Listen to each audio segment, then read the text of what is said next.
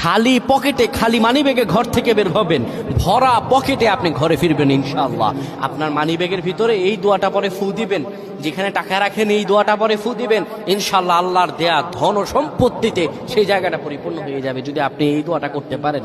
এক ভাই সৌদি আরবে থাকেন, উনি এই দোয়াটা পরে ফজিলত পেয়েছেন, আল্লাহর কসম করে বলেছেন উনি এটার ফজিলত পেয়েছেন। শুধু তাই নয়, পৃথিবীর বুকে অসংখ্য মানুষ আল্লাহর ওপর ইয়াকিন করে এই আমলগুলো করেছেন এবং ফলাফল পেয়েছেন। আপনিও পাবেন ইনশাআল্লাহ।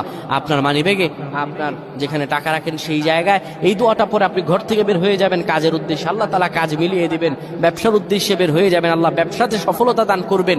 সকল কিছুতে আল্লাহ রাব্বুল আলামিন আপনাকে সাফল্যমণ্ডিত করে দিবেন। এই দোয়াটা আপনারা পড়বেন, মানিব্যাগটা হাতে নিবেন, কিংবা যেই জায়গায় টাকা রাখেন ওই জায়গাটার মধ্যে আপনি এই দোয়াটা পরে ফু দিবেন।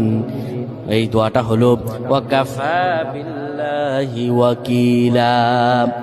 এই দোয়াটা পড়বেন, ওয়াকাফা বিল্লাহি ওয়াকিলা, আমার আল্লাহ আমার জন্য যথেষ্ট। এই দোয়াটা পড়তে দেরি হবে, আপনার ভাগ্য খুলতে দেরি হবে না। আল্লাহ আমাদের বুঝদান করুন, পড়েন আমিন।